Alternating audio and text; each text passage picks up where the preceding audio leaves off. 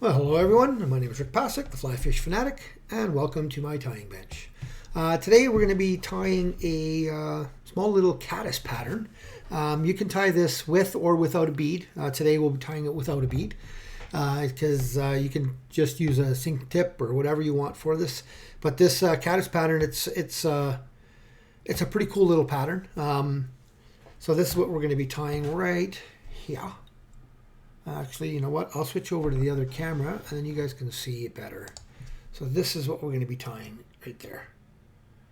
Okay, it's nice and scruffy and it has lots of movement in it, which for me, movement is number one, even over color. Movement's got to be the number one thing to look for. So for today, we've got a Hends BL333 in a size 10. Okay. For the main body, we're going to be using some ice dub in Chartreuse. For the hackle, if you want to call it that, or the legs in the body, we'll be using some Semperfli Straggle micro legs. Then for the abdomen area, I'm going to create a ball of this here. I love the name of this stuff, Barf Brown, but it's kind of a really cool material. I like it. It gets nice and leggy. And then for the front, for the legs, the overwing, whatever you want to call it, I'm going to use some Hends CDC. And to do that, you're going to need a material clip of some sort. Now, there's many different ways you can go about it. You can go by the Petitjean tool. Hends has this one, which is the one I'm going to be using today. And believe it or not, for the bigger flies and stuff, I love this. This is just from the dollar store. Works like a charm. Nice and tight. For the bigger ones where you have to have more material, these are excellent. I think there's like 5 of these in a package, and they work really, really well for doing this. And for the thread, going to be using Semperfli Nanosilk in 12/0 in olive. So to start, wax your thread. We'll start our thread right behind the eye here. Just give a nice base down. I'm going to go down around the corner just a tad. I'll nip that off. And I am going to take my straggle legs. I'll come back up just a little bit here and I'll tie my straggle legs in. Come all the way back around that corner again. Make sure you're keeping that out of the way. Okay. Then I will get some of my ice dub.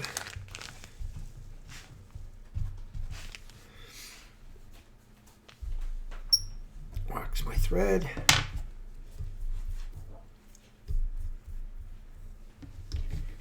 More. You don't want it too thick, but you definitely do want it to have good coverage, and you do want to build a bit of a taper here, so it's going to get a little thicker as we go, but at first we'll start nice and thin here. And I don't want it too tight. I do want a bit of a looser body. And then just give that a bit of a twist.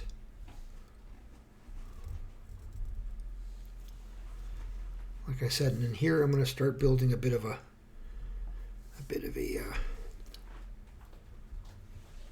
taper. Shorten that off a bit.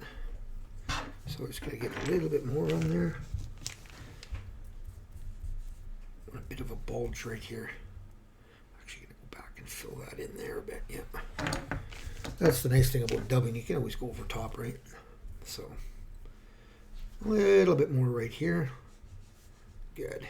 So now I'm going to create with the Barf Brown.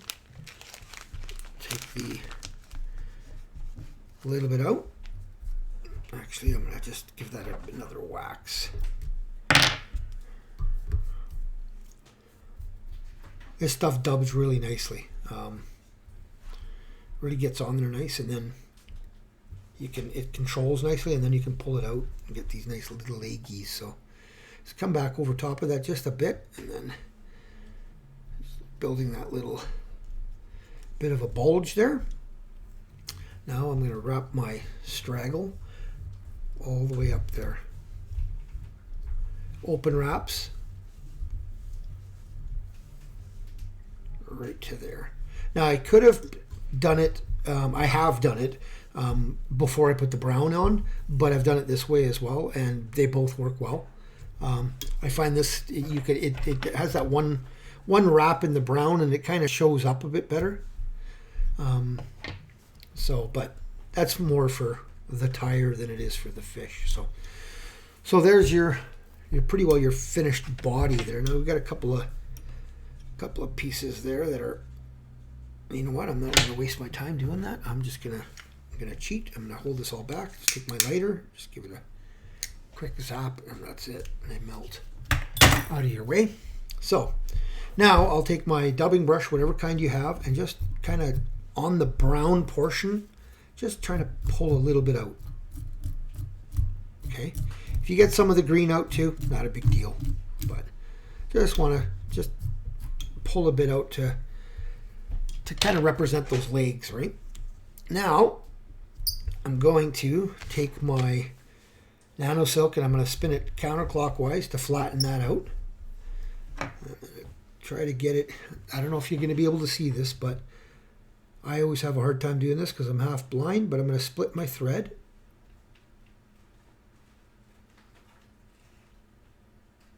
See if I can get that. Might not be flat enough. Let's just see, just to make sure. Looks like that's about it. So now I just get in there, and usually this stuff's really easy to split once you, there you go. Once you can get in it, it's just when you're half blind, like I'm getting old and I'm blind in one eye as well, so it's kind of, yeah, a little bit of everything. So you take your tool and you just get that sorry, I made a mistake. This thing is not from Hens. This is actually a Stone Foe tool. So let it go. Hold your thread. Give your bobbin a good couple of spins. Really get that thing spinning. Another spin, but holding your thread. Okay, then let it go. And as you slowly let it go, that'll all spin up. And do it again.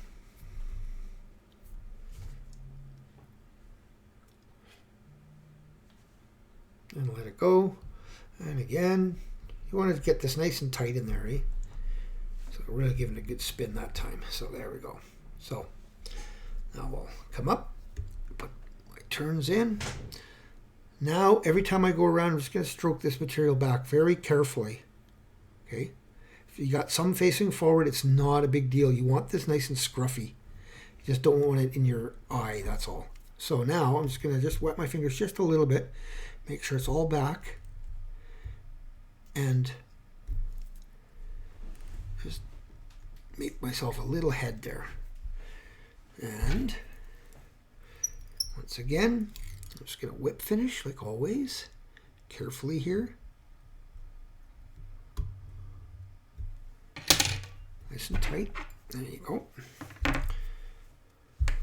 Get in there and nip off your Nanosilk.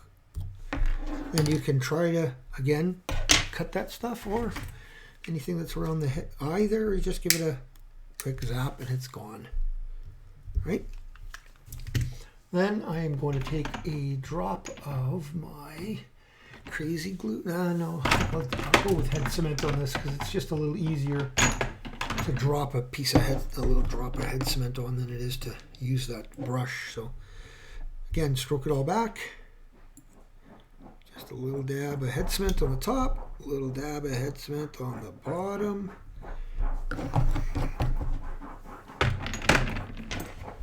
You think you got anything in your eye, you just clear that off and it should be good. So there you go. That is the finished fly.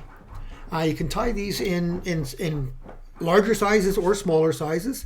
They work really well. This CDC really flows really nice, and it repels water away too. So, but it gives that real nice sheen in the water, and it moves really well. So, and then that straggle string, those straggle legs, they just, I mean, this stuff is just amazing stuff. It picks up the light like you wouldn't believe. So, and then having those little darker legs from that barf brown stuff coming through, those little legs, you can actually build that a little bit bigger.